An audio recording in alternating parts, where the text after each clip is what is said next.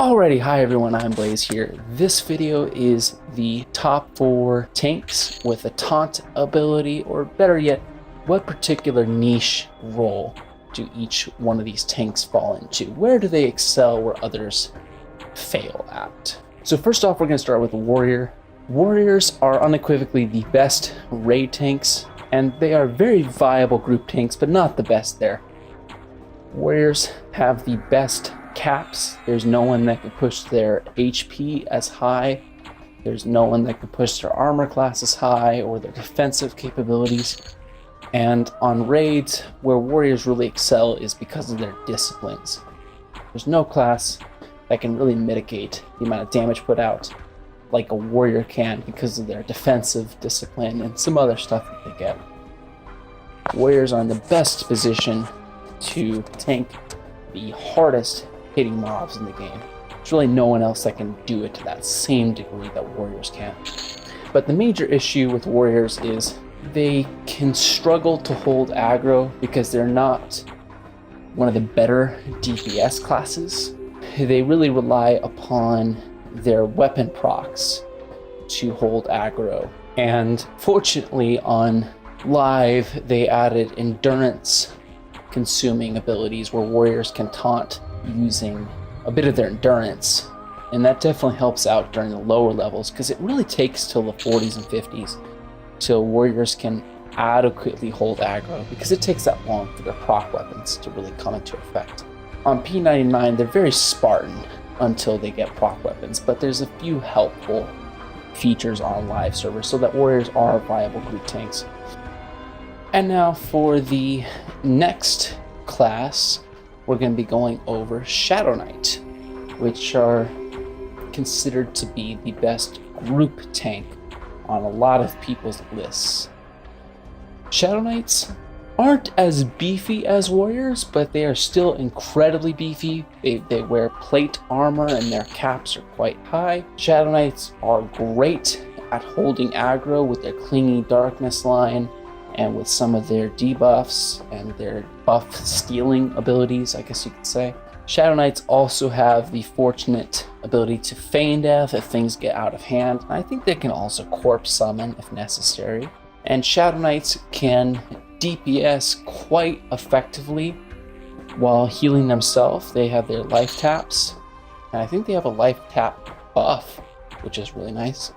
And out of all the plate wearing tanks, Shadow Knights are the best DPS hands down. There's no one that really gets up as high on the parse. They aren't as good as Rangers, but they are definitely better than Warriors and Paladins when it comes to the parse. And I believe they really come into their own in later expansions. They definitely become much more powerful. And now let's talk about Paladins. I think Paladins are the best healers out of this, with their Lay on Hands ability, which is an amazing life-saving ability. Paladins have a lot of their cleric buffs, or the weaker versions of cleric buffs, and they have the best single target heals really out of all of these guys.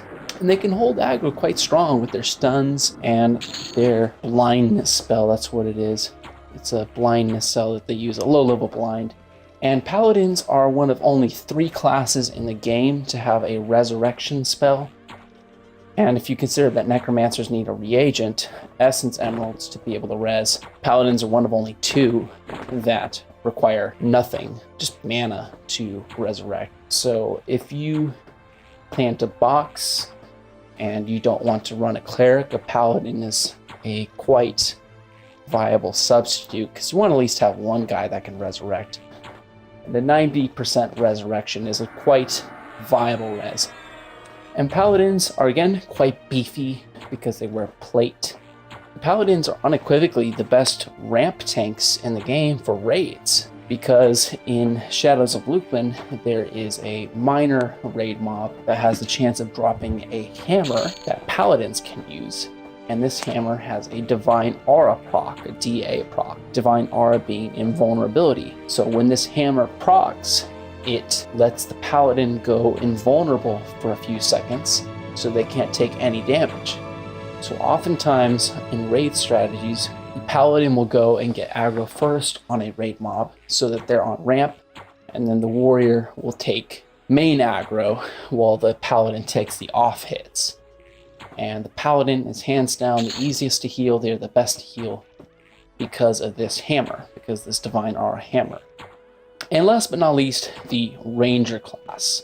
They're rather interesting in that they're the least survivable tank, but they are probably the best at generating, ripping, and holding aggro. They have very quick cast snares, very quick casts, flame lick line spells. They have direct damage procs such as Call of Flame or Call of Sky that generate a lot of aggro.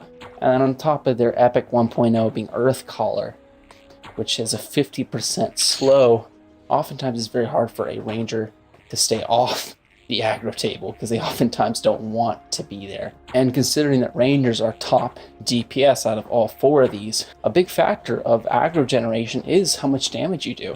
So rangers are in a very good position to create and hold aggro if necessary. The issue is they wear chain and their defensive capabilities just aren't up there with the other four tanks.